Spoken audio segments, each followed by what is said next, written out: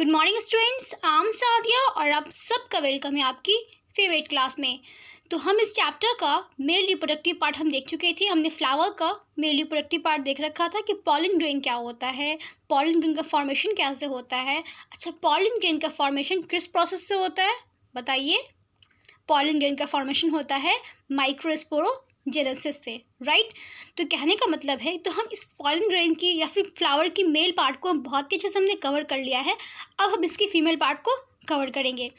तो अगर आप मेरे लेक्चर को पहली बार देख रहे हैं तो इस चैप्टर के आप लेक्चर 1 से देखते हुए आइए।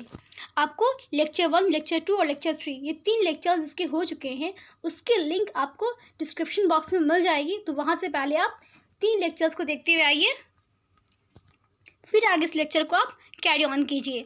अच्छा, और एक बहुत इंटरेस्टिंग बात है, आज की लेक्चर बहुत ही इंटरेस्टिंग होने वाली है क्योंकि आज के लेक्चर में हम कुछ एनिमेटेड वीडियोस भी देखेंगे। मतलब हर टॉपिक को हम जैसे पढ़ते हैं वैसे पढ़ेंगे। हम हर एक लाइन को पढ़ेंगे, उसके बाद फिर इसके हम हर टॉपिक से रिलेटेड हम हर एक फोटोग्राफ देखेंगे, हर एक डायग्राम देखेंगे। उसके बाद फिर हम एक एनिमेटेड वीडियोज़ भी देखेंगे, राइट। तो आज की लेक्चर बहुत ही इंटरेस्टिंग होने वाली है। तो इस लेक्चर को आप लास्ट तक देखिए। ऑनेस्टली आज आपको बहुत मज़ा आने वाला है, ठीक है। आज हम स्टडी को और भी इजी और भी इंटरेस्टिंग करके दिखाएंगे। ओके, चलिए हम स्टार्ट करते हैं। तो फीमेल रिप्रोडक्टिव पार्ट क्या होता है फ्लावर्स के अंदर, आपको पता है कि फ्लावर के अंदर मेल पार्ट्स भी होते हैं और फीमेल पार्ट्स भी होते हैं, जो कोई बड़ी बात नहीं है। कैसे होते हैं फ्लावर के अंदर, देखिए मेल पार्ट्स भी होते हैं और फीमेल पार्ट भी होते हैं। तो यहाँ पे दिख रहा है स्टेमन है फ्लावर का, मेल पार्ट है, और पिस्टिल फ्लावर की फीमेल पार्ट है, राइट। इसको तो हम जानते ही हैं। आगे पढ़ते हैं क्या लिखा हुआ है। Pistil female reproductive part of the flower. अभी जस्ट देखा हमने पिस्टिल की हमारे फ्लावर की फीमेल रिप्रोडक्टिव पार्ट है। लेकिन पता है आपको पिस्टिल है ना, इट मे बी मोनो, मतलब पिस्टिल एक भी हो सकती है, 2 भी हो सकती है, 3 भी हो सकती है और 3 से ज़्यादा भी हो सकती है। मतलब एक फ्लावर के अंदर क्या होगा, एक फ्लावर के अंदर हमें ये जो पिस्टल दिख रहा है ना, ये बीच वाला पार्ट जो है, स्टिग्मा, स्टाइल, ओवरी, ये जो पार्ट है ये एक के अलावा ये पिस्टल तो एक ही है, इस पिस्टल का 3 पार्ट है, ठीक है। तो किसी किसी फ्लावर में क्या होता है कि एक पिस्टल से ज़्यादा पिस्टल होता है। किसी फ्लावर में 2 होता है, किसी में 3 होता है, तो किसी में 3 से ज़्यादा होता है, राइट। तो ये डिपेंड करता है फ्लावर की स्पेशीज टू स्पेशीज पे मैटर करता है। तो ये देखिए फ्लावर का यहाँ पे एक ही पिस्टल है, राइट, यहाँ पे एक ही पार्ट है। ओके, अब हम नेक्स्ट देखते हैं। नेक्स्ट कौन सी पार्ट है, नेक्स्ट ये देखिए यहाँ पे आप देख सकते हैं कि इसके अंदर ये देखिए ये एक नहीं है, मतलब एक फीमेल पिस्टल के अंदर देखिए 1, 2, 3 मतलब काफ़ी सारे यहाँ पे पिस्टल्स प्रेजेंट है।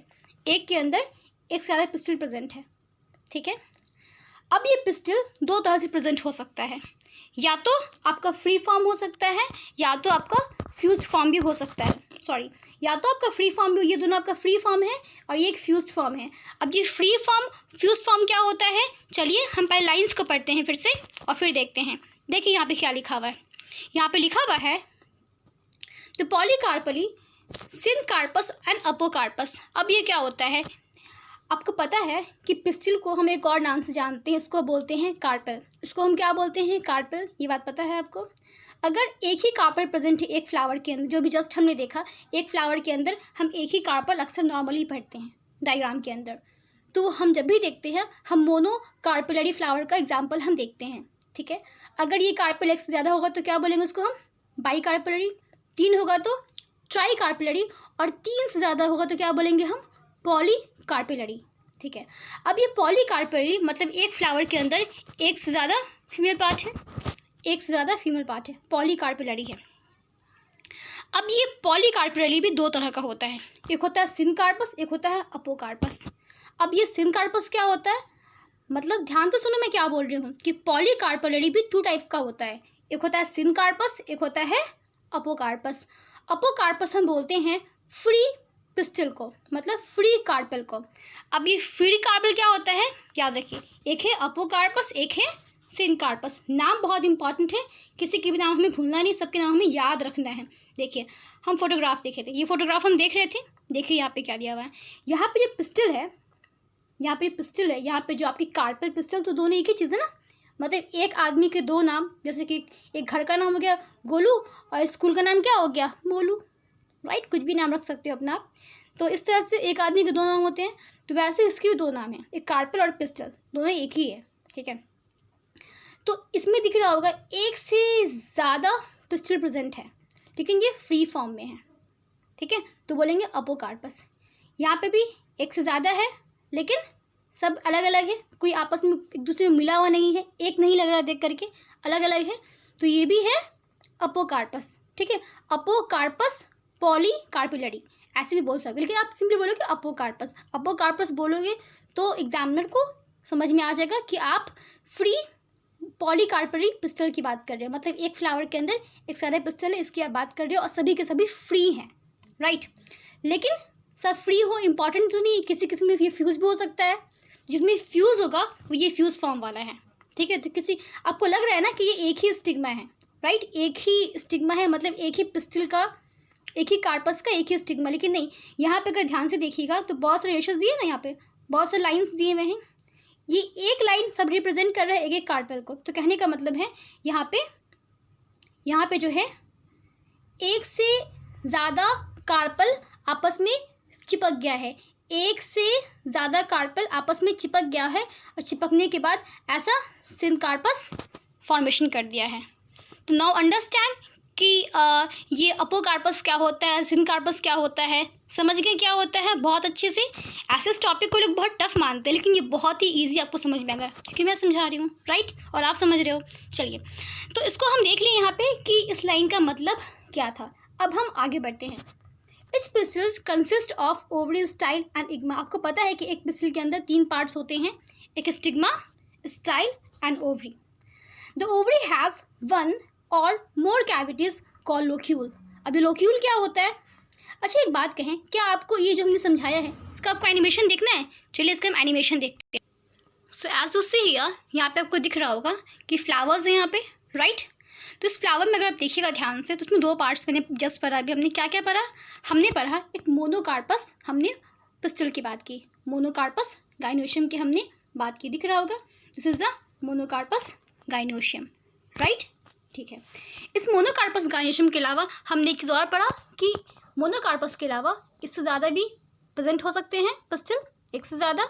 उसे हमने कहा था पॉलीकार्पस। क्या कहा था हमने? पॉलीकार्पस या फिर पॉलीकार्पिलरी, ये वर्ड हमने यूज़ किया था। अब ये पॉलीकार्पिलरी 2 तरह का होता है। एक तो होता है अपोकार्पस, मतलब कि फ्री फॉर्म पिस्टल, दिख रहा होगा एनिमेशन में, फ्री फॉर्म पिस्टल। अब इसके अलावा क्या होता है, कुछ कुछ फ्यूज फॉर्म भी होते हैं, जिसको हम बोलते हैं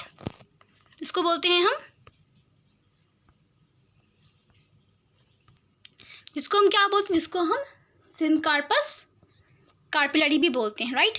तो अभी हमने जस्ट जो पढ़ा, हमने इसका एक एनिमेशन देखा। आई होप आपको एनिमेशन देख के बहुत मज़ा आया होगा। तो चलिए आगे बढ़ते हैं कि नेक्स्ट हमारा लाइन क्या कह रहा है। ओके, नेक्स्ट क्या है हमारा? तो ovary has 1 and more cavity called locules. एक ओवरी के अंदर एक से ज़्यादा कैविटी होता है, उसको हम लोक्यूल कहते हैं। अब ये लोक्यूल क्या होता है? अच्छा, आपने कभी लेमन खाया है, राइट, नींबू खाया है। उस नींबू में आपने देखा होगा कि कुछ स्पेस होता है अंदर में। चलो नींबू की बात हटा दी, आपने पपीता खाया? पपीता, उस पपीते में देखा होगा आपने, पपीते के अंदर बीच में बड़ा सा छेद होता है, पपीता काटने का, उसमें बहुत सारे सीड्स भरे हुए होते हैं, बिया भरी होती है। तो ये पपीता का जो खाली जगह होता है खाली जगह, उसी को हम लोक्यूल बोलते हैं। क्या बोलते हैं उसको? हम लोक्यूल बोलते हैं। तो चलिए हम समझते हैं कि लोक्यूल हमारा कैसा होता है, ठीक है। चलिए देखते हैं कि लोक्यूल हमारा कैसा होता है। तो ये देखिए आप यहाँ पे देखिए ध्यान से, क्या है इसके अंदर? एक ही लोक्यूल प्रेजेंट है। इसके अंदर क्या है? इसके अंदर एक ही लोक्यूल प्रेजेंट है। ये एक हमारा ओवरी है। इस ओवरी के अंदर एक ही खाली जगह है ना, जैसे एक रूम के अंदर एक खाली जगह होता है कि एक रूम में बहुत से कंपार्टमेंट बने होते हैं, एक रूम के अंदर एक ही खाली जगह होता है। तो क्या बोलेंगे अपने रूम को? हमारा रूम यूनिलोक्यूलर है। लेकिन मान लो कि आप में और आपके भाई में ना बहुत झगड़ा होता है, तो आपकी मम्मा ने क्या किया, आपके कि बीच से एक दीवार खड़ा कर दिया एक रूम के अंदर, बोला कि इस साइड वाला तेरा, इस साइड वाला तेरा, तो बाइलोक्यूलर हो गया, राइट। लेकिन बाद में आपके भाई को देखने का कि बहन झगड़ा करने लगी कि अच्छा दोनों भैया को दे दिया रूम, अब मुझे रूम नहीं मिलेगा, अच्छा मुझे रूम नहीं मिलेगा, तो फिर झगड़ा करने लगा। तो क्या किया मम्मा ने? क्या किया कि उसके अंदर एक और दीवार खड़ा कर दी। तो क्या हो गया? ट्राइलोक्यूलर हो गया, मतलब एक ओव्यूल के अंदर 3 खंड हो गया। उस तरह से एक ओव्यूल के अंदर 4 खंड होगा टेट्रालोक्यूलर, 5 खंड होगा तो पेंटालोक्यूलर। तो एक ओव्यूल के अंदर जितने खंड होंगे उतना लोक्यूल्स बोलेंगे। तो लोक्यूल का मतलब समझ में आ गया क्या होता है? लोक्यूल्स का मतलब होता है खंड। लोक्यूल्स का मतलब क्या होता है? लोक्यूल्स का मतलब होता है खंड। I hope you understand. समझ में आ गया क्या होता है? ओके, अब हम बैक टू टॉपिक पहुंचते हैं। क्या है हमारा? तो ये बात हम समझ गए कि क्या होता है locules. Placenta in locule bears the ovule. कह रहा है कि जो ओव्यूल होता है, आपको पता है ये ओव्यूल क्या होता है, ओवरी क्या होता है? पता है क्या होता है? नहीं पता है? अभी हम जस्ट समझते हैं क्या होता है। तो ये देखिए, यहाँ पे अगर आप ध्यान से देख रहे होंगे तो क्या दिख रहा है यहाँ पे? यहाँ पे आप क्या देख रहे हैं? इसके अंदर दिख रहा है आपको कि यहाँ पे एक जो हमारे ओव्यूल दिख रहा है, लिखा हुआ है कुछ यहाँ पे ये देखिए ओव्यूल लिखा हुआ है, दिख रहा है ओव्यूल? तो ये ओव्यूल है, यहाँ पे एक चीज़ से अटैच किया हुआ है। पता है, बीच में एक जगह है और बीच में जगह होने के बाद बीच में एक जगह है, यहाँ पे दिख रहा है पतला से एक मिनट में कलर चेंज करती हूँ। Okay done. तो अगर बीच में हम देखेंगे ध्यान से, देखिए यहाँ पे बीच है, यहाँ पे एक पतला सा कुछ दिख रहा है, सब में अटैच किया हुआ है, दिख रहा है सब में अटैच किया हुआ है। ये सब प्लेसेंटा है। क्या ये सब? प्लेसेंटा है। तो वैसे यहाँ पे दिख रहा होगा, देखिए ये बाइलोक्यूलर ओवरी है, यहाँ पे देखिए ये सब प्लेसेंटा है, राइट? फिर यहाँ पे देखिए ये सब प्लेसेंटा है। तो प्लेसेंटा क्या करता है कि ओव्यूल को, देखिए ये ओव्यूल है। ओव्यूल क्या होता है? आप जो सीड खाते हो ना, तो सीड बनने से पहले वो ओव्यूल होता है। तो फर्टिलाइज्ड ओव्यूल ही सीड होता है। मतलब ओव्यूल का फर्टिलाइजेशन हो गया तो वो सीड बन गया है, और फर्टिलाइजेशन से पहले वो क्या होता है? वो सिंपली ओव्यूल होता है। तो ओव्यूल जो ओवरी से अटैच होता है, तो एक पतले से एक टिश्यू से अटैच होता है, उसको बोलते हैं हम प्लेसेंटा बोलते हैं। क्या बोलते हैं हम? प्लेसेंटा। वही प्लेसेंटा का जो प्लेसेंटा मदर में बेबी को अटैच करता है, तो वैसे इसका भी नाम प्लेसेंटा का स्पेलिंग सेम है, राइट? तो वही प्लेसेंटा ये होता है। मतलब वो प्लेसेंटा तो बेसिकली ह्यूमन बीइंग का होता है, ये प्लांट्स का है बेसिकली, वो बिल्कुल अलग हुआ, लेकिन इसको भी हम प्लेसेंटा बोलते हैं। ये बेसिकली इस बेबी को इसके मदर्स के बॉडी से अटैच करने का काम करता है। जैसे हमें जब हम बेबी थे, छोटे से थे, अंदर में मम्मा के वूम्ब में थे, तो उस टाइम में हमें मदर की बॉडी से प्लेसेंटा अटैच करने का काम कर रहा था, वैसे ही ये इसकी बॉडी में इसको अटैच करने का काम करेगा। तो अंडरस्टैंड? ओके। फिर हमारी नेक्स्ट लाइन क्या लिखी हुई है? Number of ovules may be 1 और मोर। कहने का मतलब है कि एक ओवरी के अंदर एक से ज़्यादा ओव्यूल प्रेजेंट हो सकते हैं। तो भी आपने जस्ट स्ट्रक्चर में क्या देखा कि एक ओवरी था बड़ा सा, उस ओवरी के अंदर एक से ज़्यादा ओव्यूल प्रेजेंट था, ठीक है? अब जो मैं बना रही हूँ ध्यान से देखिए, ये हमारा डायग्राम है, इसकी जो यहाँ पे ये स्ट्रक्चर है, ये क्या है बताइए तो ठीक से, क्या है ये? बताइए क्या है ये? बताइए ये क्या है? ये हमारा प्लेसेंटा है। ये हमारा क्या है? प्लेसेंटा है। ये वाला क्या है? ये हमारा बीच वाला ये क्या है? ये क्या है हमारा? ये हमारा ओव्यूल है। ये क्या है हमारा? ओव्यूल है। और ये बड़ा सा जो बॉक्स बना हुआ है, ये बड़ा सा जो रूम है, ये क्या है? ये हमारा ओवरी है। नाउ इट्स क्लियर ओवरी क्या होता है, ओव्यूल क्या होता है। हम एनिमेशन में देखेंगे इसका, लेकिन एनिमेशन से पहले आप ऐसे भी समझिए, ठीक है? ओके, तो उसको देखने के बाद अब हम देखते हैं ओव्यूल में आगे क्या लिखा हुआ है। ये कहा हुआ है कि ओव्यूल जो होता है वो अराइज क्या होता है, मतलब कि वो लगा हुआ होता है प्लेसेंटा से, राइट? मतलब प्लेसेंटा से अटैच किया हुआ होता है, ये बात बिल्कुल सही है। अब क्या होता है उसमें? हमारी फ्यूनिकल दिखता है, न्यूसिलस, इंटेगुमेंट, माइक्रोपाइल। अब ये सब क्या होता है? चलो हम इसको डायग्राम के थ्रू बहुत अच्छे से समझते हैं, ठीक है? चलिए हम देखते हैं यहाँ पे। ये हमारा आ गया स्ट्रक्चर ऑफ ओव्यूल। ये एनसीईआरटी का डायग्राम है, राइट? तो उसको हम बहुत अच्छे से देखेंगे। और एनसीईआरटी का डायग्राम पता है आपको एग्जाम के लिए कितना इंपॉर्टेंट है, बिकॉज कई बार जो होता है एग्जामिनेशन में जो हमारे क्वेश्चन होते हैं, एनसीईआरटी का फोटो छाप दिया जाता है और बोला जाता है आपको लेवलिंग करना है। तो ठीक है, उसका लेवलिंग तभी ना करो जब पढ़े हो गया, तो फिर पढ़ लो, वहाँ पे लेवलिंग करना आराम से। और ये कंप्लीट एनसीईआरटी है, ठीक है? तो इसमें इस चैप्टर में से 99% क्वेश्चन जो होती है पूरी की पूरी एनसीईआरटी से आती है। तो घबराने की कोई ज़रूरत नहीं, मैं जो पढ़ा रही हूँ क्वेश्चन इसी में से आएगा, ठीक है? ओके, तो अभी देखिए आप यहाँ पे, ये हमारा ओव्यूल का स्ट्रक्चर है, जिसको हम अभी से पहले सिंपली हम ऐसे देख रहे थे, ओवरी था। इस ओवरी में ऐसे राउंड सा स्ट्रक्चर, रुकिए मैं कलर चेंज करती हूँ, सही रहेगा ये कलर, ठीक है? ये राउंड सा ये हमारा क्या था? हमारा ओवरी में ऐसे ओव्यूल अटैच था ना, ये ओव्यूल अटैच था ना। अब इस ओव्यूल का हम जूम देख रहे हैं यहाँ पे, मतलब इसी ओव्यूल को हम जूम करके देख रहे हैं। तो अब ये मत समझना कि ये कुछ और है, ये यही ओव्यूल है जो हम यहाँ पे ऐसे दिख रहा था। अब इसी ओव्यूल को हमने जूम कर दिया कि ओव्यूल के अंदर होता क्या क्या है, अब हम ये जानेंगे। ठीक है, चलिए जानते हैं क्या क्या होता है। तो ओव्यूल, ये पता है कैसा ओव्यूल, ये उल्टा ओव्यूल है, ये ना उल्टा ओव्यूल है, क्योंकि ये सीधा है और ये मतलब कि ये इसका मुँह है, ठीक है, और ये इसका पैर है। तो मान लेते हैं मुँह पैर नहीं है बेसिकली, लेकिन ये उल्टा है। ठीक है, ये इसका बेस है और ये इसका एंटीरियर पोजीशन है, राइट। अब समझते हैं इसमें कौन कौन क्या होता है। तो प्लासेंटा दिख रहा है यहाँ पे, प्लासेंटा अटैच होता है, प्लासेंटा से मिल गया प्लासेंटा, देखिए स्पेलिंग बिल्कुल वही वाला है। प्लासेंटा के जस्ट बाद एक रॉड लाइक स्ट्रक्चर होता है जो बेसिकली ओव्यूल को ओवरी से अटैच करता है।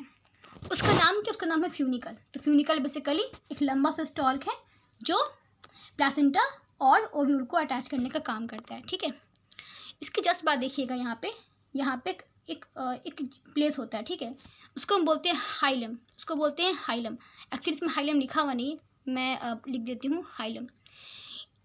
हमारा जो ओव्यूल होता है फ्यूनिकल से अटैच करने के लिए यहाँ पे एक जगह होता है, उसको बोलते हैं हाइलम। एनिमेशन में इसको भी देखेंगे हाइलम क्या होता है, लेकिन पहले इसको आप यहाँ पे देख लीजिए।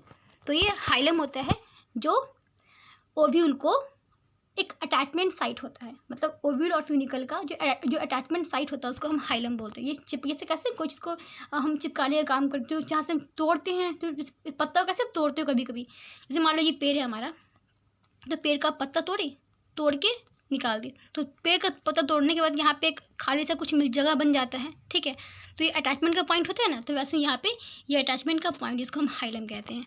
आई होप अब क्लियर हो चुका होगा कि हाइलम क्या होता है। अब देखिए, ये एक बहुत ही इंटरेस्टिंग बात है कि ओव्यूल को हम क्या बोलते हैं, इंटेगुमेंटेड मेगा स्पोरेंजिया बोलते हैं।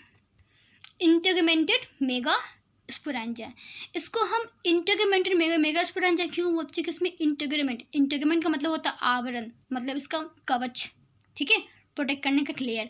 तो हमारे जो एंजियोस्पर्म का जो ओव्यूल होता है उसके बाहर दो इंटेगुमेंट होता है, दो लेयर होता है। ठीक है, एक होता है आउटर इंटेगुमेंट, ये वाला हमारा क्या है, ये वाला हमारा है आउटर इंटेगुमेंट, और अंदर वाला ये वाला क्या है, ये वाला है हमारा इनर इंटेगुमेंट। तो अंडरस्टैंड, इसमें दो इंटेगुमेंट है, ये हमारा है आउटर और ये वाला हमारा है इनर इंटेगुमेंट।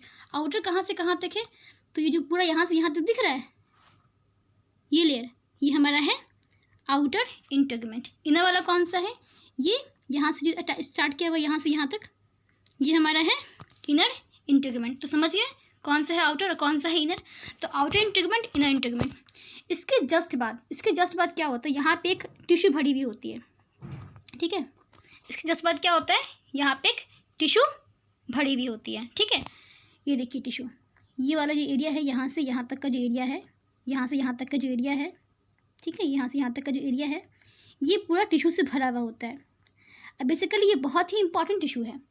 ये वो टिश्यू है कि अगर एक ओवरी के अंदर, अगर एक ओव्यूल के अंदर ये टिश्यू ना हो, तो फिर इसके अंदर जो सीड्स बन रहे हैं, इसके अंदर जो ओव्यूल रेडी हो रहा है, अभी ओव्यूल बना नहीं, अभी ओव्यूल बन रहा है। ठीक है, अभी से पहले जो हम डायग्राम देखे थे, ये वाला कहाँ गया, सॉरी, तो हमने अभी नहीं देखे हैं। ठीक है, ये जो है ये ओव्यूल बन के रेडी हो गया है। ठीक है, तो ओव्यूल अभी अच्छे से मतलब ओव्यूल के अंदर अब ये फर्टिलाइजेशन कर सकता है। तो ये वाला जो डायग्राम देख रहे हैं, तो ये ओव्यूल फर्टिलाइजेशन के लायक अभी है, लेकिन ये बनने से पहले, ओव्यूल को ये स्ट्रक्चर गेन करने से पहले इसके पास कौन सा स्ट्रक्चर होता है, इसके पास ये वाला स्ट्रक्चर होता है। अब देखिए, अभी इसके पास भी ये वाले स्ट्रक्चर्स होंगे, लेकिन पता है ये कौन सा पार्ट है, ये वाला पार्ट, ये जो अंदर में दिख रहा है ये वाला पार्ट, ये वाला, इसको हम बोलते हैं एम्ब्रियो सैक।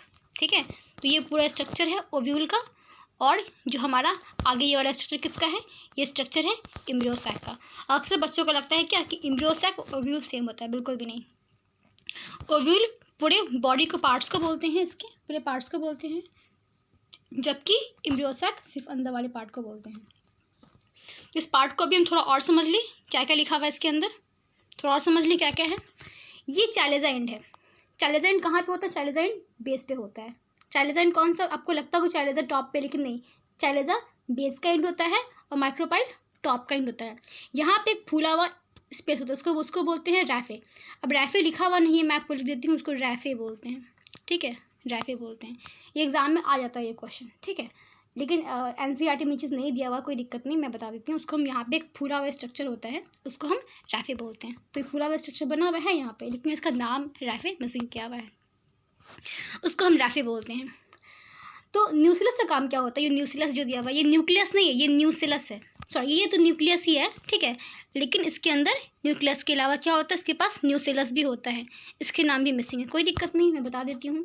तो ये यहाँ से यहाँ तक वाला जो एरिया है, ठीक है, 1 मिनट, तो ये जो यहाँ से यहाँ तक वाला जो एरिया है, ठीक है, उसको क्या बोलते हैं? उसको हम बोलते हैं न्यूक्लियस। क्या बोलते हैं? उसको बोलते हैं हम न्यूक्लियस बोलते हैं। आई होप अब बन चुका है ये डायग्राम, ठीक है, उसको हम न्यूक्लियस बोलते हैं। तो ये चीज़ हम समझ गए हैं। ये न्यूक्लियस क्या करता है? न्यूक्लियस का काम होता है इस एम्ब्रियो को न्यूट्रिशन प्रोवाइड करना, इस एम्ब्रियो को बड़ा करना। ये बात समझ में आ गया? अब ये माइक्रोपाइल क्या होता है? माइक्रोपाइल का काम बहुत इंपॉर्टेंट होता है। आपको दिख रहा होगा एक खाली सा जगह, यहाँ पे ये एक खाली सा जगह है, ठीक है, जो इसको, तो माइक्रोपाइल जो होता है ये पॉलन ट्यूब को एंट्री करने का काम करता है। मतलब कि इसको फर्टिलाइजेशन तो करना है ना भाई, कभी ना कभी तो शादी होगी, कभी ना कभी तो मम्मी बनेगी, राइट, कभी ना कभी इसका राजकुमार तो आएगा। तो राजकुमार आता है पॉलन ट्यूब के थ्रू, इसका आया और अपना गैमेट जो होता है ये यहीं से एंट्री करता है, ठीक है। तो माइक्रोपाइल जो होता है बेसिकली कि पॉलन ट्यूब को एंट्री करने का एक रास्ता है, ठीक है, समझ गए। तो जब ये छोटा सा ओव्यूल होता है तो उस टाइम तो माइक्रोपाइल का काम होता है पॉलन ट्यूब को एंट्री करवाना, ठीक है, ये समझ में आएगा। लेकिन जब यही ओव्यूल बड़ा हो जाता है, मतलब फर्टिलाइजेशन हो जाती है, तो क्या बन जाती है? तो ये बन जाती है सीड। तो ओव्यूल फर्टिलाइज होने के बाद क्या बनती है? फर्टिलाइज होने के बाद सीड बन जाती है। तो कोई आपसे क्वेश्चन पूछे कि सीड में और ओव्यूल में क्या डिफरेंस है, तो आप यही कहोगे कि ओव्यूल क्या है, अभी फर्टिलाइजेशन नहीं हुआ है, लेकिन सीड क्या है, फर्टिलाइज्ड ओव्यूल है। तो इसका मतलब जो स्ट्रक्चर इसमें होगा वो स्ट्रक्चर सीड में भी होना चाहिए, सेम टू सेम नहीं, लेकिन कुछ तो होना चाहिए ना, कुछ होना चाहिए। तो उसमें तो सीड के अंदर भी माइक्रोपाइल प्रेजेंट होता है। अच्छा, आपको एग्जाम्पल चाहिए, रियल लाइफ एग्जाम्पल चाहिए। आपने कभी चना देखा है? चना के टॉप पे यहाँ पे एक छोटा सा डॉट दिया हुआ होता है, ये डॉट में ना खाली जगह होता है, देखना ध्यान से, तो ये माइक्रोपाइल होता है। ये माइक्रोपाइल सीड में भी प्रेजेंट होता है, मतलब कि ये माइक्रोपाइल ओव्यूल के साथ साथ सीड में भी प्रेजेंट, लेकिन सीड में इसका काम अलग होता है। सीड में इसका काम होता है वाटर को इनटेक करना, मतलब पानी लेने का रास्ता बनता है माइक्रोपाइल, जबकि जब ये सिंपली फर्टिलाइजेशन नहीं हुआ होगा तो उस टाइम में इसका काम होगा पॉलन ट्यूब को एंट्री करना। तो कितनी इंटरेस्टिंग बात है कि एक ही चीज़ है लेकिन दो जगह पे अलग अलग काम कर रहा है। फर्टिलाइजेशन से पहले ये पॉलन ट्यूब को एंट्री प्रोवाइड करने का काम कर रहा है, और दूसरी बात ये फर्टिलाइजेशन के बाद ये वाटर को इनटेक करने का ये पोर काम कर रहा है। तो माइक्रोपाइल क्या है? एक पोर है बेसिकली, ठीक है। एक चीज़ और, हमेशा में ये लगता है ना कि जो हमारा सीड है उसमें छिलके होते हैं। सीड के ऊपर 2 छिलका होता है, मतलब 2 कोट होता है। आउटर इंटीग्यूमेंट बनता है आउटर कोट, टेस्टा, ठीक है, और अंदर वाला सीड कोट बनता है टेग्मा। तो अब ये टेस्टा क्या होता है, टेग्मा क्या होता है, नहीं समझ में आ रहा है, कोई दिक्कत नहीं है, हम सीड भी पढ़ेंगे तो हम जानेंगे, लेकिन अभी इतना समझ लो कि यही जो हमारा इंटीग्यूमेंट जो होता है ये बाद में सीड का टेस्टा और टेग्मा में कन्वर्ट हो जाता है। लेकिन ये फीचर किसमें? ये फीचर सिर्फ और सिर्फ एंजियोस्पर्म प्लांट में मिलती है। तो अगर आपने डाइवर्सिटी में बहुत चीज़ें पढ़ा है आपने प्लांट के बारे में तो बहुत तो आपको समझ में आ रहा है, लेकिन प्लांट के बारे में कुछ नहीं पढ़ा आपने तो आपको थोड़ी दिक्कत हो सकती है। तो आप समझ लीजिए प्लांट के स्पेशीज में एक जिम्नोस्पर्म भी होता है। तो पहली बार जो ओव्यूल बना था, ठीक है, वो जिम्नोस्पर्म में बना था, लेकिन वो जिम्नोस्पर्म में क्या, जो जिम्नोस्पर्म में ना इंटीग्यूमेंट नहीं होता है, ठीक है, वहाँ पे बेसिकली वहाँ पे इंटीग्यूमेंट होता है, लेकिन वहाँ पे एक ही इंटीग्यूमेंट होता है। यहाँ पे 2 इंटीग्यूमेंट दिख रहा है ना, 1 2 2 दिख रहा है, ध्यान से देखिए, outer integument 1, inner integument 2, 2 integument दिख रहा है। लेकिन जिम्नोस्पर्म के अंदर क्या होता है, जिम्नोस्पर्म के अंदर ना सिर्फ एक ही इंटीग्यूमेंट होता है। तो ये बात हम समझ गए, तो ये डिफरेंस होती है। और क्या होता है जिम्नोस्पर्म में, क्योंकि ये क्वेश्चन एग्जामिनेशन में आता है इसलिए मैं रिपीट कर रही हूँ, वरना मैं इतना नहीं बताती आपको, एग्जाम में आता है मैं इसलिए बता रही हूँ, ठीक है। तो ये काम होता है। एक चीज़ मैंने और क्या कहा था कि जो हमारा जिम्नोस्पर्म का जो ओव्यूल होता है वो ना इन्वर्टेड नहीं होता है, वो ना ऐसे स्ट्रेट होता है, मतलब उसका माइक्रोपाइल ना ऊपर होता है और चाइलेजा नीचे होता है। इसका माइक्रोपाइल नीचे होता है, इसका चाइलेजा ऊपर होता है, मतलब ठीक इसका उल्टा होता है। समझ में आ गया कि जिम्नोस्पर्म में और एंजियोस्पर्म के ओव्यूल में क्या डिफरेंस होता है। अब तो क्वेश्चन गलत नहीं होगा। चलिए अब हम आगे बढ़ते हैं। तो यही ओव्यूल को जूम किया हुआ है, इस स्ट्रक्चर को हम पढ़ेंगे आगे, इससे पहले हम आगे थोड़ा लाइन को देख लेते हैं। देखिए तो क्या लिखा हुआ है, ओव्यूल में क्या होता है। अच्छा, इसको समझने से पहले हम बैक में देख लेते हैं कि बैक में हमारा कुछ टॉपिक दिख गया था, उसको पहले हम कवर करते हैं। ठीक, तो अभी हम क्या दिखे थे, अभी हमने जस्ट क्या देखा कि प्लासेंटा समझ गए क्या होता है। लिखा हुआ है कि ओव्यूल जो होता है प्लासेंटा से अटैच होता है, ठीक है, और किससे अटैच होता है, एक शॉर्ट स्टॉल्क से अटैच होता है, ठीक है। उस शॉर्ट स्टॉल्क का नाम क्या है, फ्यूनिकल। तो हमने जस्ट देखा, हमने स्ट्रक्चर देखा था कि यहाँ पे देखा था ना हमने कि एक ऐसा वाला एक स्ट्रक्चर है, उसमें से एक ऐसा कुछ निकला हुआ है रॉड लाइक। मैंने कहा था वो क्या था, वो हमारा फ्यूनिकल था। तो फ्यूनिकल समझ गए क्या होता है।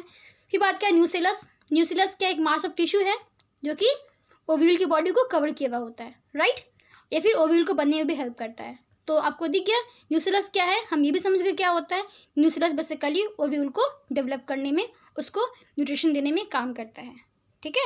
अगर न्यूसिलस नहीं होगा तो फिर ओव्यूल भूखा रह जाएगा, मर जाएगा वो, तो उसको खाना देने का काम न्यूसिलस करता है। दूसरा तो ये समझ गए। फिर इसने कहा इंटेगुमेंट, कि क्या होता है कि न्यूसिलस के बाहर दो प्रोटेक्टिव कवरिंग होता है, उसको हम इंटेगुमेंट कहते हैं, ठीक है। कहाँ पे, माइक्रोपाइल की जगह को छोड़ करके। तो आपने जस्ट देखा, आपने ये डायग्राम देखा था कि यहाँ किसके ऊपर दो आउटर कवरिंग था, दो आउटर कवरिंग था, ठीक है। आउटर वालों कहा था हमने आउटर इंटेगुमेंट, इनर वालों कहा था इनर इंटेगुमेंट। बीच में क्या था, बीच में हमारा न्यूसिलस था, और न्यूसिलस के अंदर क्या था, हमारा एम्ब्रियो सैक था, और यहाँ पे हमारा खाली जगह था जिसको हमने माइक्रोपाइल कहा था। तो इस बात को हम समझ गए अच्छे से। अब हम आगे बढ़े, तो हम वो सब देख चुके हैं। तो अब हम क्या देखेंगे, चाइलेजा क्या होता है आप समझ चुके कि बेसल पार्ट होता है ओव्यूल का, समझ गए। इसके अपोजिट क्या होता है, माइक्रोपाइल होता है, ये भी समझ गए हम। न्यूसिलस क्या होता है, रिच रिजर्व फूड होता है, ये बात समझ गए, किसमें खाना बहुत भरा होता है जो कि ओव्यूल को डेवलप करने में काम करता है। फिर हमको इनमें सिंगल एम्ब्रियो सैक, अभी आपने डायग्राम में क्या देखा था, अभी आपने देखा था इस डायग्राम में किसके अंदर जो एम्ब्रियो था ये एक ही था ना, एक साथ तो था नहीं। ये चीज़ याद रखिएगा कि एंजियोस्पर्म के अंदर जो एक ओव्यूल के अंदर, सिंगल ओव्यूल के अंदर एक सिंगल एम्ब्रियो सैक होता है, ठीक है। एक ओव्यूल के अंदर एक ही एम्ब्रियो सैक होगा, इससे ज़्यादा एम्ब्रियो सैक नहीं होगा। और एम्ब्रियो सैक के लिए हम एक और वर्ड यूज़ करते हैं, that is called the female gametophyte. Female का गैमीट रखने का जगह फीमेल गैमेटोफाइट, जैसे कि हमने पॉलिन ग्रैंड कहा था मेल गैमेटोफाइट, उस तरह एम्ब्रियो सैक क्या है, फीमेल गैमेटोफाइट। फिर लिखा हुआ है कि लोकेटेड होता है न्यूसिलस के अंदर एम्ब्रियो सैक, बिल्कुल सही बात है, उसके अंदर लोकेटेड होता है which develop from the megaspore. अब कहने का मतलब है कि ये जो हमारा जो ओव्यूल है ये आया कहाँ से, किस चीज़ से, इसकी बनावट किस चीज़ से हुई। तो क्या होता है, न्यूसिलस जो होता है, इस न्यूसिलस के पास ना डिप्लॉयड सेल होती है, न्यूसिलस के पास ना बहुत सारा डिप्लॉयड सेल होता है, ठीक है। जैसे कि आपको मैंने बताया था कल के लेक्चर में कि हमारा जो पॉलिन ग्रेन होता है वो फाइनली किससे बना होता है, माइक्रोस्पोर बदर सेल से बना हुआ होता है। माइक्रोस्पोर बदर सेल बनने से पहले ये किससे बना होता है, ये बना होता है प्राइमरी स्पोरोजेनस टिश्यू से बना होता है, सब मैंने कल पढ़ाया था। वो बना होता है प्राइमरी, मतलब कल नहीं, कल से पहले लेक्चर में मैंने बताया था क्या होता है, वो बना होता है प्राइमरी स्पोरोजेनस टिश्यू से बना होता है। क्या होता है, चलो मैं बता देती हूँ आपको, ठीक है। कि आपको बताया था कि एक जो मतलब कोई भी मेल गैमेट या फीमेल गैमेट बनने से पहले क्या होता है, एक टिश्यू होता है जिसके अंदर मेरिस्मेटिक टिश्यू होता है। इस मेरिस्मेटिक टिश्यू के बाहर एक कवरिंग होता है, एक कवरिंग होता है जिसको हम कहते हैं एपिडर्मिस, इसको हमने कहा था एपिडर्मिस। अब क्या होता है, इस मेरिस्मेटिक टिश्यू के अंदर मतलब कि दो तरह के सेल्स बन जाते हैं। मतलब पहले तो एक ही सेल बनता है जिसको बोलते हैं आर्कीस्पोरियल सेल। क्या बनता है, एक ही सेल बनता है, इसको बोलते हैं आर्कीस्पोरियल सेल। तो पहले एक ही सेल बनता है जिसको हम बोलते हैं आर्कीस्पोरियल सेल। और यही आर्कीस्पोरियल सेल डिवाइड कर जाता है, दो तरह का सेल बनाता है, एक बनाता है प्राइमरी पैराइटल सेल, एक बनाता है primary sporogenous cell. Primary parietal cell ये मतलब कि जितने भी ओव्यूल या फिर मतलब कि पॉलिन ग्रेन के अंदर जितना भी टैपेटम और क्या क्या जो लेयर्स होते हैं, ठीक है, वो सब बनाने का काम करता है हमारा पैराइटल सेल, ठीक है। मतलब कि पैराइटल से याद कर सकते हो कि मतलब जो प्राइमरी इंपॉर्टेंट है बनाने के लिए पैराइटल सेल, ठीक है। मतलब कि जो स्पोर बना के, स्पोर के अलावा पूरे पार्ट, चाहे वो मेल पार्ट हो फीमेल पार्ट हो, जो बनाना होगा वो पाइटल सेल से ही बनेगा। फीमेल पार्ट बनाने के लिए क्या चाहिए होता है, हमें चाहिए होता है स्पोरोजिनस टिश्यू। तो वहाँ पे बनाता है स्पोरोजिनस टिश्यू, मेल के अंदर क्या बनाता है, माइक्रोस्पोर मदर सेल बनाता है। उसी तरह से फीमेल के अंदर प्राइमरी स्पोरोजिनस सेल क्या बनाता है मेगास्पोर मदर सेल। फिर वो मेगास्पोर मदर सेल क्या करेगी, मियोसिस करेगी। अब ये मेगास्पोर मदर सेल मियोसिस कैसे करेगी, अभी हम जस्ट देखेंगे मेगास्पोरोजेनेसिस में। तो मेगास्पोर कैसे बनता है और मेगास्पोर बनने के बाद कैसे कैसे फाइनली हमारा एम्ब्रियो बन जाता है, इस प्रोसेस को अभी जस्ट देखेंगे। उस प्रोसेस को किस में देखेंगे हम, उसको देखेंगे हम मेगास्पोरोजेनेसिस में। तो चलिए आगे हम देखते हैं। तो देखिए सबसे पहले क्या होता है, यहाँ पे क्या होता है कि जो मेगास्पोर मदर सेल जो होती है, दिख रहा है आपको ये पूरा का पूरा स्ट्रक्चर, ये न्यूसेलस है। तो अगल बगल का ये न्यूसेलस है जो कि मेगास्पोर मदर सेल को खाना देगी ताकि ये बड़े होकर के अपने बच्चे को बना सके। ठीक है, तो ये इसको देगी खाना। तो यहाँ पे मेगास्पोर मदर सेल पहले करेगी मियोसिस, क्योंकि मेगास्पोर क्या है, 2n है, ये डिप्लॉयड सेल है। तो मेगास्पोर क्या करेगी, मेगास्पोर मदर सेल करेगी मियोसिस और ये मिक्स करके 4 मेगास्पोर का फॉर्मेशन करेगी। 1 2 3 4, ये 4 1 2 3 4, ये 4 मेगास्पोर का फॉर्मेशन करेगी, जिसको हम मेगास्पोर टेट्राड कहेंगे। लेकिन यहाँ पे बात जैसे कि कैसे वहाँ पे हुआ था, मतलब माइक्रोस्पोरोजेनेसिस हुआ था, वहाँ पे एक माइक्रोस्पोर मदर सेल ने 4 पॉलन ग्रेन का फॉर्मेशन किया था, 4 माइक्रोस्पोर का फॉर्मेशन किया था, 4 माइक्रोस्पोर फॉर्मेशन किया था, चारों के चारों बड़े होकर पॉलन ग्रेन बन गए थे।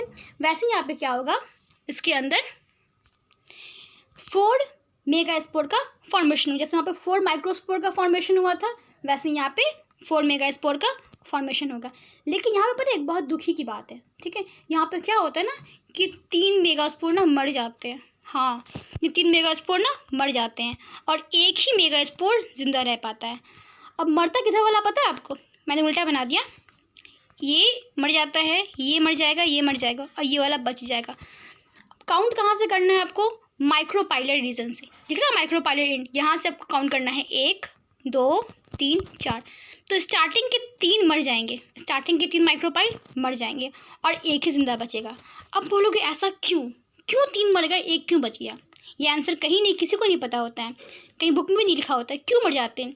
तो वो इसलिए मर जाते हैं क्योंकि अगर पहली बात तो न्यूसेलस के पास जो होता है एक लिमिटेड फूड होता है, उसके पास इतना खाना नहीं होता है कि वो चारों को खाना खिला सके।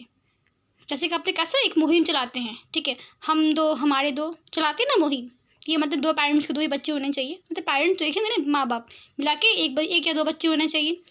तो उनके पास इतना होता नहीं कि वो 10 बच्चे को ला सके दुनिया में, राइट। तो उस तरह से क्या होता है कि इसके पास न्यूसेलस के पास इतना खाना नहीं होता है कि वो 4 बच्चों को पाल के बड़ा कर सके, नहीं होता इतना खाना। तो इसीलिए क्या करता है कि इसको ज़िंदा करने के लिए इसकी 3 मेगास्पोर जो होते हैं वो ना सुसाइड कर लेते हैं, मतलब सुसाइड नहीं बोल सकते उसको, बोलते क्या बोलते हैं, जो हमारे सरहद पे, हाँ क्या बोलते हैं उसको, वो मर जाते हैं, राइट, वो शहीद हो जाते हैं। बड़ा अच्छा वर्ड मिल गया, जैसे वो ये तीनों के तीनों शहीद हो जाते हैं और ये बच जाते हैं, मतलब इनको ज़िंदा रखने के लिए तीनों के तीनों मर जाए कि भाई तू ज़िंदा रह, मैं मर जाता हूँ। तो ये ज़िंदा रह जाएंगे और बाद में यही बड़े होकर के क्या बनाएंगे, ओव्यूल का फॉर्मेशन करेंगे। तो अभी ओव्यूल बन नहीं रहा है, अभी मेगास्पोरोजेनेसिस हो रहा है, मतलब ओव्यूल बनने का प्रोसेस हो रहा है। तो हमने क्या देखा, जस्ट अभी देखा न्यूसेलस से, न्यूसेलस के अंदर क्या होता है, एक मेगास्पोर मदर सेल होती है। ये मेगास्पोर मदर सेल किससे बनती है, ये मेगास्पोर मदर सेल किससे बनती है, ये बनती है प्राइमरी स्पोरोजिनस सेल से बनती है, राइट, ठीक है, जो किसके अंदर होता है, जो एक न्यूसेलस के अंदर एक ही होता है, एक न्यूसेलस के अंदर एक ही प्राइमरी स्पोरोजिनस सेल होता है। यही प्राइमरी स्पोरोजिनस सेल डेवलप करके बन जाती है मेगास्पोर। क्या बन जाती है, मेगास्पोर। ये मेगास्पोर फिर करती है मियोसिस, क्या करती है, फिर करती है मियोसिस, डिवीजन करती है और मियोसिस करके 4 मेगास्पोर का फॉर्मेशन करती है, जिसको बोलते हैं मेगास्पोर टेट्राड, जिसमें से 3 मर जाते हैं और एक जिंदा बचता है। समझ गए हम। अब हम देखते हैं जिंदा बच के इसने क्या किया, आगे देखते हैं। जिंदा बचने के बाद इसने क्या किया, ये हमारा एक ही मेगा स्पोर जो हमारा बच गया था, ठीक है, उसने क्या किया, उसने अपने सेल के अंदर उसने क्या, माइटोसिस डिवीजन, मतलब एक मेगा स्पोर ने, जो एक मेगा स्पोर हमारा बच गया था ना, एक मेगा स्पोर 3 मरने के बाद एक बच गया था, ये मेगा स्पोर का न्यूक्लियस, ये मेगा स्पोर का न्यूक्लियस इसने क्या किया, इसने क्या, माइटोसिस डिवीजन। लेकिन ये माइटोसिस डिवीजन सिर्फ न्यूक्लियस का होगा, पूरा का पूरा सेल का नहीं होगा। तो यहाँ पे न्यूक्लियर माइटोसिस डिवीजन होगा। क्या होगा यहाँ पे, न्यूक्लियर माइटोसिस डिवीजन होगा। और ये 2 न्यूक्लियस, एक न्यूक्लियस ने पहले एक बार माइटोसिस किया तो 2 बन गया, अब ये फिर डिवाइड करेगा, फिर 2 और बन जाएगा, फिर 2 और बन जाएगा, और ये फिर डिवाइड करेगा, फिर कितना बन जाएगा, तो एक तरफ 4 न्यूक्लियस, एक तरफ 4 न्यूक्लियस। तो एक मेगा स्पोर के अंदर क्या बनेगा, 4 न्यूक्लियस का फॉर्मेशन हो जाएगा, 4 न्यूक्लियस का फॉर्मेशन हो जाएगा, ठीक है। अब क्या होगा इसके अंदर, 4 न्यूक्लियस होने का मतलब एक मेगा स्पोर क्या बेसिकली, अब तो ये एम्ब्रियो बनती जा रही है ना। पहले ये मेगा स्पोर सेल था, अब ये एम्ब्रियो बनती जा रही है, ठीक है। तो अब ये 4 न्यूक्लियस का फॉर्मेशन हो गया। अब ये 4 न्यूक्लियस में क्या होगा, इसमें होगा शिफ्टिंग। क्या होगा, शिफ्टिंग। तो क्या करेगी, इसमें से 3 जो है, एक ये वाला, एक ये वाला और एक ये वाला, ठीक है। मैं फिर से बनाती हूँ, क्योंकि मैं कलर चेंज करती हूँ, मैं कलर ग्रीन रखती हूँ, ठीक है। तो इसमें से सिर्फ ये वाले को छोड़ करके, इसको छोड़ करके, और यहाँ पे इसको छोड़ करके, ये जो बची हुई 3 है ना, इसको छोड़ करके, मतलब ये वाले को छोड़ करके बची हुई जो 3 है, ये 3 ना अपना सेल वॉल का फॉर्मेशन कर लेगी, मतलब पूरा एक सेल बना लेगी, मतलब ये तीनों ना सेल में घुस जाएगी, 3 अपना नया सेल बना लेगी। नहीं समझ में आया, ये 3 न्यूक्लियस जो होती है, ये तीनों अपना एक सेल बना लेगी, मतलब तीनों मिलके एक सेल में घुस जाएगी, ठीक है। तीनों मिलके एक सेल में आगे घुस जाएगी। लेकिन बेचारा ये 2 न्यूक्लियस वैसे ही रह जाएगा, ये किसी सेल में नहीं घुसेगा। तो ये 2 न्यूक्लियस सोचेगा भाई मुझे तो कोई पूछ ही नहीं रहा है, तो ये दोनों एक दूसरे के पास आके रहने लगेगा, देख रहे हैं, एक दूसरे के पास आके रहने लगेगा। अब बचा हुआ जो 3 न्यूक्लियस था, वो अपना 3 सेल का फॉर्मेशन कर लिया। अभी ये बना नहीं ठीक से, अभी ये बन रहा है। तो अभी आप काउंट कीजिए, इसके अंदर कितने न्यूक्लियस है, कितना है। अभी आपने कहा अरे मैम साफ तो लिखा, इसके अंदर 8 न्यूक्लियस है, 1 2 3 4 5 6 7 8, दिख गया। तो इसके अंदर तो क्या होते हैं, एम्ब्रियो सैक के अंदर 8 न्यूक्लियस होते हैं, और सेल कितने होते हैं। इसके आंसर देने के लिए आपको मुझे एक डायग्राम दिखाना पड़ेगा। देखिए, तो वही डायग्राम है, कितने न्यूक्लियस है, ये तो बड़ा हो गया डायग्राम। देखिए 1 2 3 सेल हो गया, 1 2 3, तो कितना हो गया, इसके अंदर सेल कितने हो गए, 3 सेल यहाँ पे, 3 सेल यहाँ पे, 6 सेल होते हैं। 6 सेल होते हैं, आप बताओ। 6 नहीं, इसमें 7 सेल होते हैं। अब बोलोगे 7 सेल कौन से, अरे ये बड़ा वाला भी तो एक सेल है ना, ठीक है। तो ये बड़ा वाला एक सेल और बचा हुआ ये 3 सेल, तो 3 सेल। तो बोला जाता है कि जो एम्ब्रियो सैक होती है, जो मैच्योर एम्ब्रियो सैक होती है, उसका अरेंजमेंट किस तरह का होता है। ये क्वेश्चंस कई बार एग्जाम में आ चुका है, नीट में भी आ चुका है, बोर्ड में भी आ चुका है, ठीक है। तो उसका क्या अरेंजमेंट होता है, तो उसका अरेंजमेंट क्या होता है, ये 7 सेल्ड होता है और 8 न्यूक्लियस होता है। क्या होता है इसका अरेंजमेंट, 7 सेल्ड होता है, ठीक है। 7 1 2 3 4 5 6 और 1 7 सेल होता है। न्यूक्लियस कितने होते हैं, 1 2 3 4 5 6 7 8, दिख रहा है आपको। तो इसलिए अभी आपको दिमाग में क्लियर हो चुका है कि ये 7 सेल एक न्यूक्लियस कैसे बनता है। ठीक है, ये ऐसे बनता है कि इसके सेल के अंदर क्या होता है, माइटोसिस डिवीजन होता है, लेकिन सिर्फ न्यूक्लियस का होता है, साइटोप्लाज्म का नहीं होता है। समझ गए। अब एक काम फंक्शन देखिए क्या होता है। फंक्शन देखने से पहले आपको एक पूरा डायग्राम दिखाते हैं कि कैसे कैसे काम हुआ। अभी हमने जस्ट देखा, हमने सबको स्टेप बाय स्टेप देखा, तो सबको हम साथ में देखेंगे अब। तो ये हमारा न्यूक्लियस ने मेगा स्पोर था, इस मेगा स्पोर ने डिवीज़न किया, 4 मेगा स्पोर टेट्राड बनाया, इसमें से 3 मर गए, 1 बचा, 1 ने डेवलप किया, इसके अंदर न्यूक्लियस का डिवीज़न हुआ, और न्यूक्लियस का डिवीज़न होने के बाद फाइनली इसने एक मैच्योर एम्ब्रियो सैक का फॉर्मेशन कर दिया। अब एक काम करते हैं कि अब हम इसके एक एक पार्ट को थोड़ा सा पढ़ लेते हैं, सेल का काम क्या होता है। ये है एंटीपोडल सेल, दिख रहा है। ये यहाँ पे एक फिलीफॉर्म एपरेटस और ये सिनर्जी मिला के पता है क्या बोलते हैं, मतलब इस 3 सेल को मिला के पता है क्या बोलते हैं, इस 3 सेल को मिला के हम बोलते हैं, इस 3 सेल को मिला के हम बोलते हैं एग एपरेटस। क्या बोलते हैं? एग एपरेटस बोलते हैं। अब आपको एग एपरेटस से पहले अगर आप ध्यान से देखोगे तो उसके अंदर कितने एग हैं? एक ही एग है। तो पता है इतने बड़े जो सेल्स हैं इसके अंदर 1 2 72 सेल प्रेजेंट है। 72 नहीं, कहने का मतलब कितने सेल प्रेजेंट हैं? 6 सेल प्रेजेंट हैं, ठीक है, सॉरी 7 सेल प्रेजेंट है, मुझसे भी गलती हो गई, 7 सेल प्रेजेंट। पता है इस 7 सेल में से एक ही सेल ऐसा होता है जो फर्टिलाइजेशन के लायक होता है, वो होता है एग, ठीक है। तो मेन एग सेल है जो फर्टिलाइज करता है, ठीक है। तो इसमें से एक सेल कितनी होती है? फर्टिलाइजेशन के अलावा एक और सेल करती है, मैं बताऊंगी कौन सी करती है, ठीक है। अब इसको मैं राज रखूँगी, ठीक है। लेकिन मेन जो हमारा जो एग होता है इसके अंदर एक सेल, एक ही एक सेल होता है। अब इसके हर एक सेल के बारे में थोड़ा और अच्छे से हम नेक्स्ट वीडियो में देखेंगे, ठीक है। तो आपको एनिमेशन दिखना है, चलिए हम इसका एनिमेशन देखते हैं। इसका एनिमेशन किस तरह का है हम वो देख लेते हैं अभी। सो एज यू सी यहाँ पे किसका स्ट्रक्चर है? स्ट्रक्चर ऑफ पिस्टल प्रेजेंट दिख रहा है आपको। अब इसमें से दिखा होगा कोई बीच में एक फीमेल पार्ट प्रेजेंट है, इसको गाइनोशियम बोलते हैं। और बगल वाले को क्या बोलते हैं? बगल वाले को हम बोलते हैं एंड्रोशियम। तो ये इसमें देखिए ये स्टिग्मा है, ये स्टाइल है और ये ओवरी है, ठीक है। अभी क्या होता है स्टिग्मा को पता है हम क्या बोलते हैं? इसको पॉलन ग्रेन का लैंडिंग प्लेटफॉर्म भी बोलते हैं। कि पॉलन ग्रेन पता है किस पे आके चिपकता है? ये स्टिग्मा पे आके चिपकता है, फिर ये स्टाइल के थ्रू बाद में ओवरी के अंदर इंटर कर जाता है। तो ओवरी के अंदर आपको दिख रहा होगा कुछ गोल गोल और स्ट्रक्चर, उसको हम ओव्यूल भी बोलते हैं, ठीक है। तो अगर हम ओवरी का स्ट्रक्चर देखें तो उसके अंदर ओवरी के अंदर एक कैविटी होता है, उसको बोलते हैं ओवेरियन कैविटी, जिसको हम लोक्यूल भी कहा था हमने। किस तरह के लोक्यूल्स होते हैं ये देखिए, ये है मोनोलोक्यूलर, बाइलोक्यूलर और ट्राइलोक्यूलर, दिख रहा है। ये ओवरी है, इसके अंदर का ये ओव्यूल है, ये इसके लोक्यूल्स के स्ट्रक्चर्स हैं, दिख रहे हैं आपको। ये इसका प्लेसेंटा जिससे अटैच करता है। अच्छा, प्लेसेंटा के अटैचमेंट के अकॉर्डिंग ये कुछ टाइप्स के होता है फ्री प्लेसेंटा अटैचमेंट, एक कौन सा होता है? एक होता है हमारा फ्री प्लेसेंटल अटैचमेंट। देखिए यहाँ पे दिख रहा है, यहाँ पे ये फ्री प्लेसेंटल अटैचमेंट, एक मिनट देखिए, ये हमारा है फ्री प्लेसेंटल अटैचमेंट, जहाँ पे प्लेसेंटा कैसा है आपका? यहाँ पे बिल्कुल फ्री फॉर्म में है। अब यहाँ पे देखिए एक है एक्सियल प्लेसेंटल परफॉर्मेंस, जहाँ पे प्लेसेंटा किसके? इसके एक्स से प्रेजेंट है, ठीक है। और ये ट्राइलोक्यूलर भी ओवरी है। यहाँ पे देखिए यहाँ प्लेसेंटा जो है ये मार्जिन प्रेजेंट है, ये किसके प्रेजेंट है? ये दिख रहा है, ये प्लेसेंटा यहाँ मार्जिनल फॉर्म में है। यहाँ पे देखिए ये पैराइटल प्लेसेंटा बोलते हैं इसको, मतलब कि यहाँ पे ये प्लेसेंटा है इसके पेरिफेरी भी प्रेजेंट है, उसको बोलेंगे हम पेरिफेरल प्लेसेंटेशन।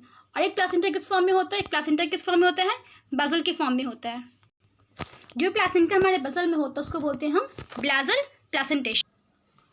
देखिए ये एक्सियल प्लेसेंटेशन, ये मार्जिनल है, ये पैराइटल है और ये बेसल प्लेसेंटेशन का होता है, ठीक है। अब क्या होता है इसके अंदर कि अब जैसे ही हमारा जो ओव्यूल बन गया है, ओव्यूल जो होता है इसके अंदर अगर हम देखिए एम्ब्रियो सैक तो इस तरह का होता है, जो फर्टिलाइजेशन होने के बाद क्या बनता है? ओव्यूल फर्टिलाइज होकर के सीड का फॉर्मेशन करता है। तो जो हमारा ओवरी होता है वो हमारा डेवलप होकर बाद में फ्रूट बनता है, और जो हमारा ओव्यूल है वो डेवलप होकर हमारा सीड बनता है, राइट। देखिए इसमें हम देख रहे हैं पपाया है हमारा, ये पपाया क्या है हमारा? ये हमारा एक मिनट, ये क्या है हमारा? पपाया है। देखिए ये हमारा पपाया है, पपाया के अंदर दिख रहा है ये डॉट डॉट्स, ये हमारा ओव्यूल है जो कि डेवलप होकर के बाद में सीड का फॉर्मेशन कर देता है, दिख गया। अब हम एक ओव्यूल को हम जूम करके देखेंगे। इस ओव्यूल को हमने जूम किया तो क्या देखा इसके अंदर? इसमें एक एग शेप बॉडी है ओव्यूल का, यही हमने स्ट्रक्चर जस्ट देखा अभी हमने। ये इसका एम्ब्रियो सैक अंदर दिख रहा है, राइट, ठीक है। ये इसका प्लेसेंटा है, राइट, ये इसका फ्यूनिकल है। यहाँ पे हम जस्ट देखेंगे, फ्यूनिकल के जस्ट बाद देखेंगे यहाँ पे एक अटैचमेंट पॉइंट है जिसको हम हाइलम बोलते हैं। अभी जस्ट देखेंगे फ्यूनिकल के बाद यहाँ पे एक हाइलम बनेगा, दिख गया हमें। ये हमारे इंटीग्यूमेंट्स लेयर है, outer integument and the inner integument. इस इंटीग्यूमेंट के बाद जस्ट हम क्या देखेंगे, इसके नीचे यहाँ पे एक स्ट्रक्चर जूम करता हुआ दिख रहा होगा, ये हमारा माइक्रोपाइल रीजन है। कौन सा रीजन है? माइक्रोपाइल रीजन है, जिसका काम होता है पॉलन ट्यूब का एंट्री करना। इसका काम होता है पॉलन ट्यूब का एंट्री करना, और फर्टिलाइज होने के बाद ये क्या करता है? ये सीड में वाटर को एंट्री का रोल प्ले करता है। देखिए ये पॉलन ट्यूब कैसे एंट्री कर रहा है और कहाँ से एंट्री कर रहा है? ये माइक्रोपाइलिन के थ्रू ये एंट्री कर रहा है, दिख रहा है।